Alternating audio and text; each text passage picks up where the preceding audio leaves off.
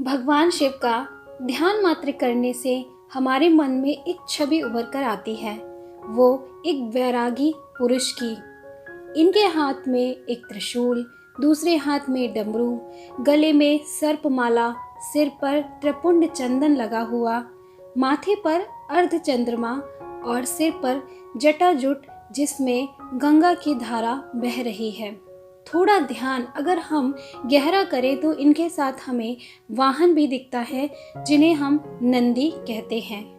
कहने का हमारा मतलब ये है कि जब भी हम शिव जी को देखते हैं तो शिव जी के साथ हमें ये 7 चीजें दिखाई देती हैं। आप दुनिया में कहीं भी चले जाइए, आपको शिवालय में शिव के साथ ये 7 चीजें जरूर दिखाई देंगी। आज मैं अपने वीडियो में आप लोगों को यही बताऊंगी कि ये 7 चीज़ों का शिव जी के साथ कैसा संबंध है, यानी किस तरह से ये 7 चीज़ें शिव जी के साथ जुड़ी हुई हैं। क्या ये 7 चीज़ें जब शिव जी प्रकट हुए थे तभी उनके साथ प्रकट हुई थी, या अलग अलग घटनाओं के साथ ये शिव जी के साथ जुड़ती चली गई? आइए जानते हैं क्या है इनके पीछे का सच। सबसे पहले बात करेंगे हम शिव जी के त्रिशूल की। भगवान शिव सर्वश्रेष्ठ सभी प्रकार के अस्त्र शस्त्रों के ज्ञाता हैं, लेकिन पौराणिक कथाओं में इनके 2 प्रमुख अस्त्रों का जिक्र मिलता है। एक है धनुष और दूसरा है त्रिशूल।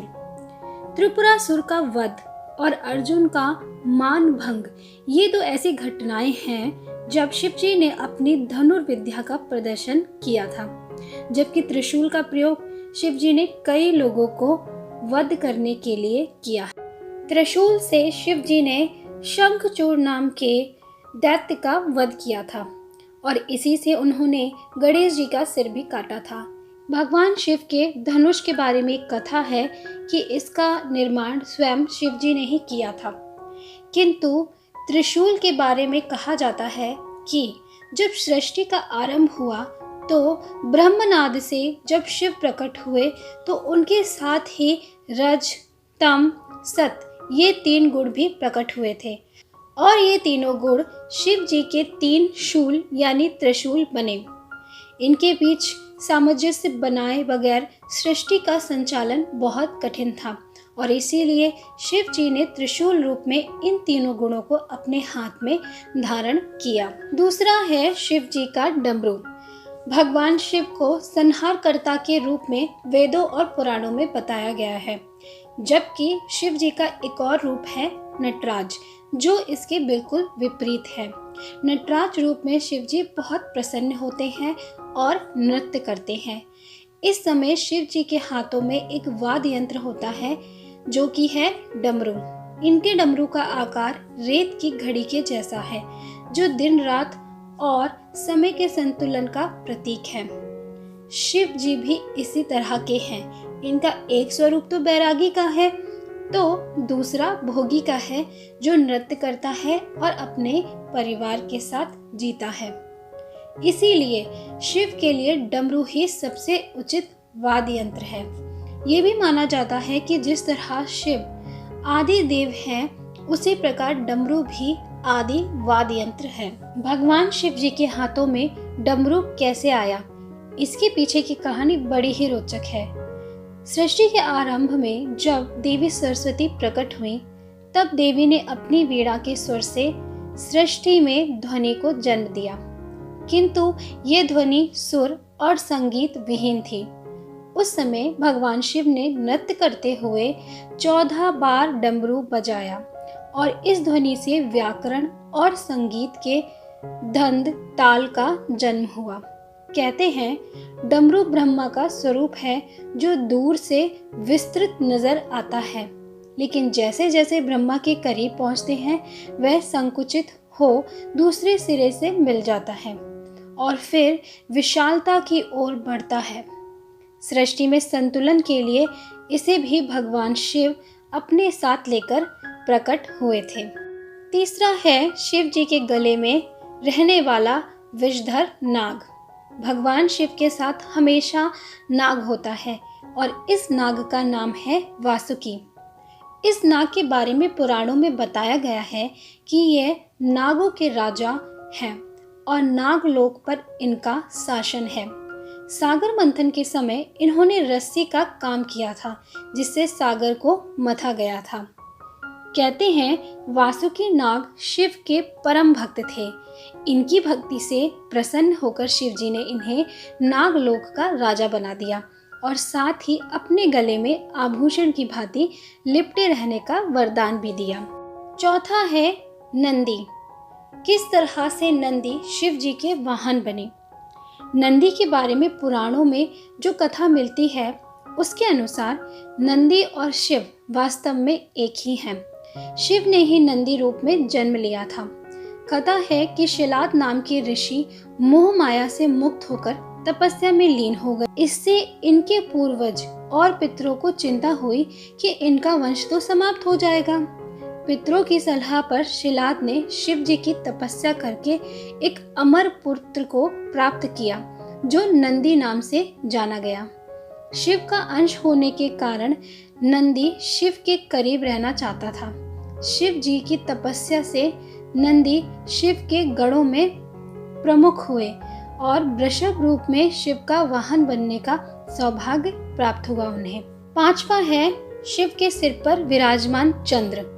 शिव पुराण के अनुसार चंद्रमा का विवाह दक्ष प्रजापति की 27 कन्याओं से हुआ था। ये कन्याएं 27 नक्षत्र हैं। इनमें चंद्रमा रोहिणी से विशेष स्नेह करते थे।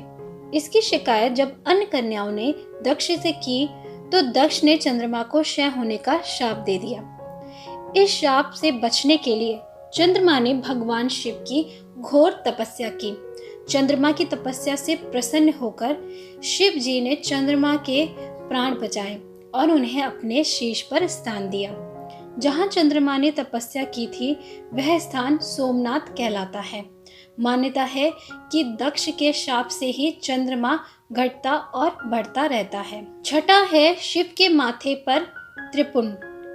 भगवान शिव के माथे पर भभूत यानी राख से बनी 3 रेखाएं हैं। माना जाता है कि ये तीनों लोकों का प्रतीक है। इसे रज, तम और सत गुणों का भी प्रतीक माना जाता है।